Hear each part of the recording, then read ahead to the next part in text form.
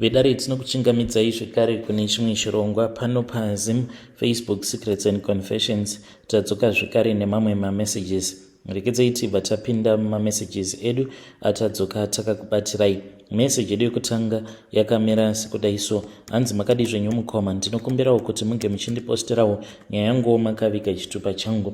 Kutaura kudai so, murume wangu ari kurwara. Murume wangu akabatwa nekensa mukoma. Ruoko rwake rwose urwu haruchatombotarisiki. Saka murume wangu dambudziko rava paari nderekuti zvizhinji haachakwanisi kuti ange achizviitirawo pache zvake. Apa ininiwo ndingoriwo munhu wekuti ndinotongosemawo zvangu pache zvangu. Saka dzimwe nguva ndinofanira kutoti ndinge ndichitoenda naye kutoilet. Dai kwanga kuri kunzi tiri vanhuwo vane mari dzavo, zvimwe kuda ndaikwanisa kuti. Saka most of the times ndinozongoti vange vachiitira havo mubhaketi ndobva ndachizovageza, nekuti haachina chaanokwanisa kuti ange achizviitirawo ari ega, kana kubika kana kutonwa mvura chaiyo. Ndini ndinotomunwisa mvura kudzoka kuita kacheche. Murume mukuru. Inini I am giving up. Hakuna chinhu chinorwadza as to take care of your husband when you are just stuck in poverty. Apa I am a woman who has great potential behind her back as well as intelligent as well. Saka mukufamba umu nemumabasa ndavawo nepressure yandinopiwa nevarume vakasiyana siyana vane mari dzavo, nevamwewo vekungoti unongochingonawo kuti uyu anoitawo zvekungwavha ngwavha. So handizivi mukoma ndoitawo same, because it is most definite kuti murume wangu is going to die. Ipapapa ndingangoti ari kutongoraramawo zvake nenyasha dzaMwari, because murume wangu ainge akangopiwa until December, because cancer yacho hanzi it is rapidly spreading. By December he was supposed to die. Saka takangomirirawo ameno sezvo tava muna December, zvimwe kuda anokwanisa kuzongokaruka atongofa. And I would free myself. Kana ukarwarirwa nemurume ndipo paunokwanisa kuona kuti aiwa zvose izvi zvandiri kutaura zvitoriko ende zvinoitika, not because unenge uri munhu ane hutsinya, but semunhu unosvikawo pakungoti dai murume wangu achingofa zvake azorora. It is not an easy thing kuti apa unenge wadzoka kubasa wabva waona murume achingogomera, apa wakaneta futi kuti uregedze kuenda kubasa. Hazviite nekuti pamba panenge pasina kana chekubata. So right now ndava kungoti ane cancer, he is not going to survive. Ingawani kunyangwe vane mari dzavo vakaita cancer vanongosvika pakufa. So as for me, what is so special about my husband? Worst of all, tiri varombo kudai, I think kuti Mwari vari kutongomurwadzisa. He is punishing my husband for no reason at all. My husband was supposed to die. Sezvatakangoudzwawo nadoctor kuti by December you should be dead because the cancer has spread rapidly all over. There is no hope for him. And mari dzainge dzichitaurwa mukoma Nashi, kana ndega mumwoyo mangu ndakatongoti dai kwanga kuri kunzi kamari kako kainge karipo, sezvo nemurume wangu takazvara, zvainge zvitori nani kutoti kamari ikako ndotokashandisa kutotanga rimwe business, so that inini nevana kana tazosara tinge tichizokwanisawo kuwanawo pekutangira mukoma. I am facing death. I am looking at death in the eye each and every day. Chinondirwadza ndechekuti mukoma, amai vangu vakatombonditi iwewe sezvo wakadzidza haufaniri kuti unge uchiroorwa nemurume asina kudzidza. But I thought kuti true love is true love mukoma. Ndikabva ndazviudza kuti no, you know what matters is that I love my husband and he loves me as well. Ndokubva tazotoroorana paya, we then got married, achingoita zvekungwavha ngwavha. But now ndazodzidza kuti chinhu chinonzi chikoro chakakosha, because dai kwanga kuri kunzi my husband is as educated as I am, izvezvi handiti angadai ainewo mamwe mabeneficiaries maybe at the company that he will be working seni. So kunyange zvikanzi ndarwara, tutorikowo tumwe tumabenefits twekuti ndinokwanisa kana kutosara ndiinatwo. Zvino izvi zvekuti my husband is a hustler, the moment that he gets sick then he stops hustling, and then you know what, you have started suffering. Ini ndatambudzika ine hama dzangu, handidi kukunyeperai. I feel like giving up kuswera nezuro mukoma ndakazotongozvidzora because ndainge ndakatobhoyekana kuno mumwewo murume uyo ari kungogara achindinetsa anonditaimira apa handimudi even though aine mari. Saka ndainge ndiine mazistresses angu ekuti munhu anongoramba achingonditeverera achingondifonera apa ndakamuudza kuti handimudi, as for now I don't love him. So murume wangu akazoti otaura neni achiti ainge achinzwa mudumbu achinditi ndikunzwa mudumbu nditorereiwo bhaketi. Ndakatarisa chibhaketi chacho ndikatoona kutoti chainge chisimbori kure naye, ndokubva ndada kumudira rafu. Ndakazongomunzwera tsitsi, ndakangochitora mukoma ndikabva ndamupa, but kana ega akazviona. Later on ndakazonzwa munhu paainge ogomera nepain because pain yacho inoita ichiuya ichienda. Akangoti Mwari ndatambudzika, dai machitora hangu mweya wangu wekufema. Ndikabva ndati mumwoyo mangu, vhele iwe watambudzika, dai Mwari vachingotora mweya wako wekufema murume wangu. I don't want to see you suffer kana kuzogumisidzira ndava kuita zvinhu pamberi pako zvinozokurwadza because sebonde. And now ndava kutoziva kuti the reason as to why uchiti kana ukarwarirwa nemurume vanhu paya vanozobvunza kuti ko vachiri kudya bota here. Bota racho mukoma handichatombozivi kuti rakapedzisira kudyiwa rini. I think kunyatsi uko kwatovharika. Ndinotoona kunyange panguva iyo yandinenge ndichigeza kuti kana kutoisa zvigunwe zvinotomboita zvichitomborwadza. Mukomanashe handisi munhu ane hutsinye, but I am living in the reality world. I am no longer living in a fake world. Izvo zvemavhows zviya zviya mukomanashe.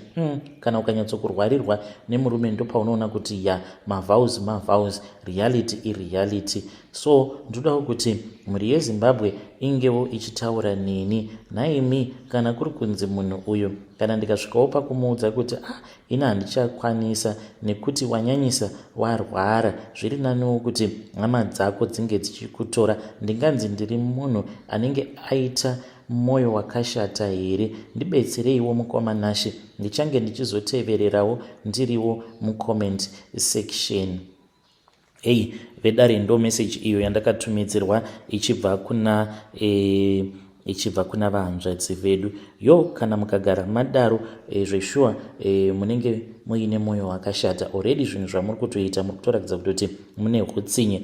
Manje zvamusingazivi ndezvekuti mukoma ivavo vamuri kuti by December you were supposed to have died sezvamainge makaudzwa nana chiremba, but sometimes kune vamwe vanhu vanotopiwa kana 3 months 4 months to live. Vanhu ivavo vozotorarama kwemakore nemakore nekuti Mwari ndivo muridzi wehupenyu.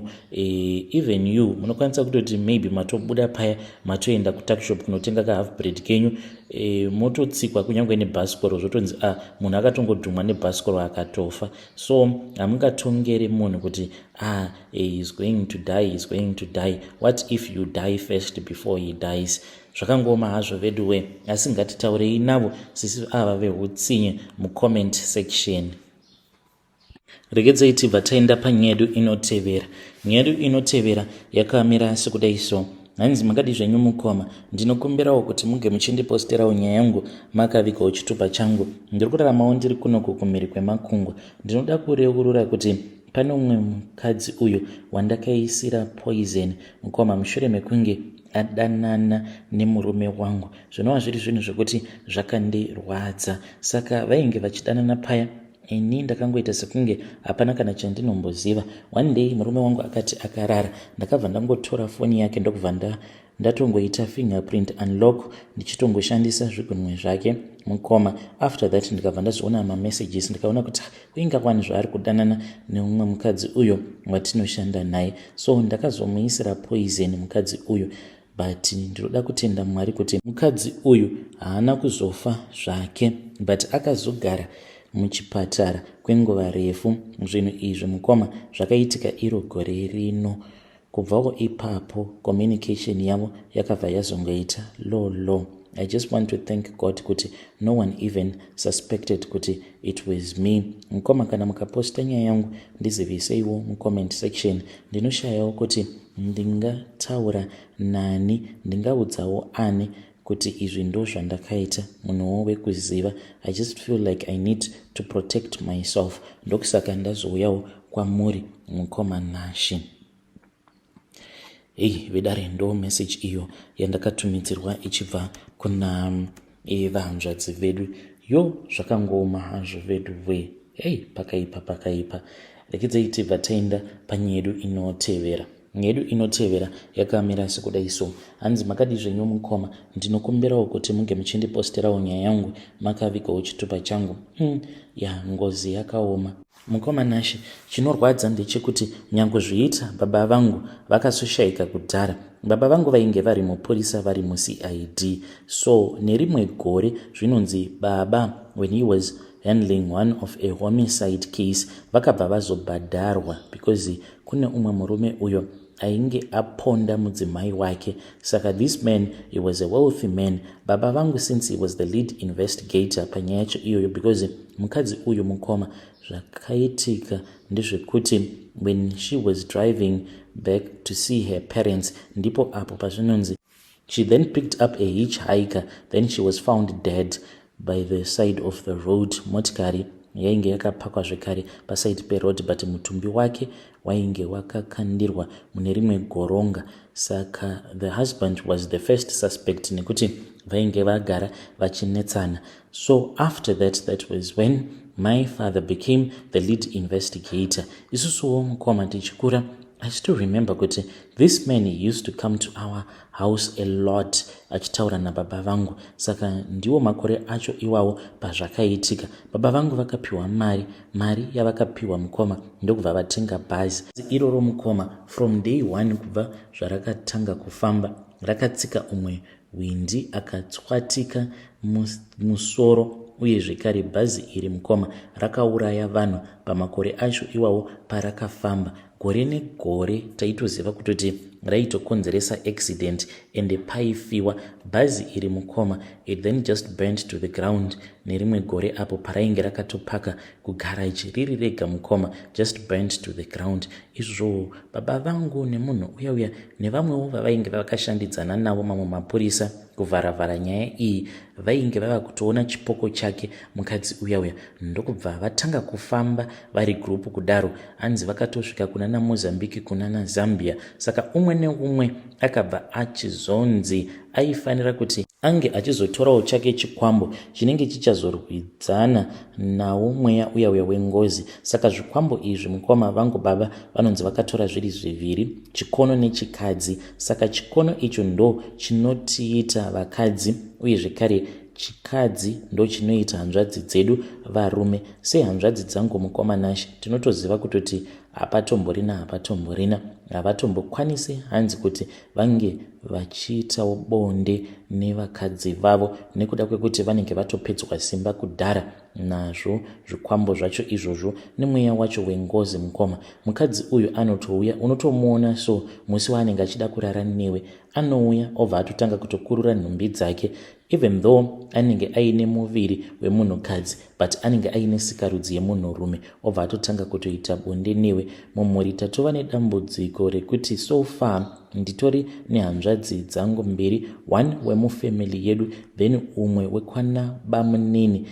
Vakazotoita izvozvizvi zvehungochani, uye zvekare ndinofungidzira kuti umwe mwana wasisi anenge lesbian. I think kuti zviri kukonzereswa nekuda kwehope idzodzo dzatinorota dzekuti munhu anenge ari mukadzi aine sikarudzi yemunhurume otanga kuita bonde newe, zvekuti unozotomuka makuseni wakaneta.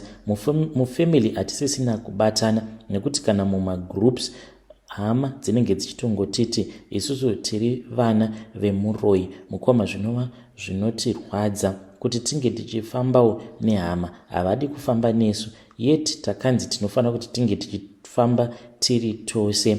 And I know hangu personally kuti mweya wemufi ndo uri kukonzeresa kuti tinge tichinetsana kudaro. We are not united as a family. Nyaya yava kuitika ndeye kuti mufamily mava nemagroup zvipoka, group A, group B, group C. Saka vanowirirana vanongofamba vari vega vachizamawo kuti vange vachirasirirawo vamwe mamhepo. Handizivawo kuti ndingaitawo sei so that we can bring unity in the family. Kana tofamba tiri pamwe chete, but we do not have unity in the family. Mukomanashe handizivewo kuti ndingaitawo sei, ndingapafambisawo sei. Ndiri munhu wekuti ndinotongoda peace. Even right now murume wangu ari kundihurira, but I chose peace. Ndikangozviudza kuti zvimwe kuda mweya iwoyo wezvikwambo nengozi ndo uri kukonzeresa.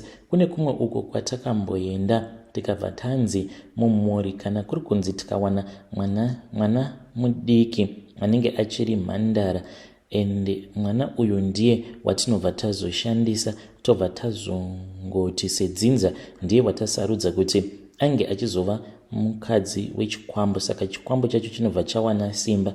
Then tobva tatora zvekare umwe mwana ari mudiki mukomana, tobva tati uyu ndiye watada kuti ange achizova murume wezvikwambo. Hanzi kana isuwo tinokwanisa kutotanga kutorarama upenyu huripo. Apa mukoma pandakafamba ndainge ndina vamwe sisi vangu. Saka sisi vakabva vati kana kuri kunzi ndizvo zvatinofanira kuti tinge tichiita, tadii tangozviita hedu in secret. But ndakabva ndaramba ndikabva ndati nhai sisi, mwana wani wamuri kuda kuti ange achizoshandisiwa pakuripwa kwengozi? Ndokubva tatonetsana nasisi. Ndozvinongoitika mukoma. Mukufamba unongoudzwa mamwe ma-terms and conditions ekuti anorwadza, kuchita sekunge munhu ari kudawo kutoromba. I really do not know what we are going to do as a family. Baba vakasiya vatiparira nekuda kwekuti vainge vatengwa nemhondi. Vedare ndo message iyo yandakatumidzirwa ichibva kuna vahanzvadzi vedu. Zvakangoma hazvo vedu we. Are you a CID? Uriwo mupurisa here? Wakambotengwawo here mushure mekunge paparwa mhosva? You can come as anonymous and then you share with me your own confession. Zvakangoma hazvo vedu we. Strange things indeed they do happen in this world. Muri kuzvinzwa ka? Hanzi kunyange uri mupurisa ukatengwa so that nyaya iyoyo inge ichizotsikwa ngozi iyoyo inozongotevererana newe nedzinza rako. Tarirai muone, hanzi officer avo vakaita madhiri, nyaya ikabva yatsikwa. Now vanasikana vemudzinza vanoitwa vakadzi nemweya wengozi nemweya wezvikwambo, uye zvekare vanakomana vanoitwa varume nemweya wengozi nemweya wezvikwambo. Zvakangoma hazvo vedu we. Uye zvekare hanzi zvinoita here izvo zvatakaudzwa neimwe n'anga kuti totongotsvaka umwe mwana wemudzinza uye zvekare nemwanakomana wemudzinza watichazoita murume, umwe wacho tomuita mukadzi wengozi nezvikwambo zvacho izvozvo. What do you think about that? Zvakangoma hazvo vedu we.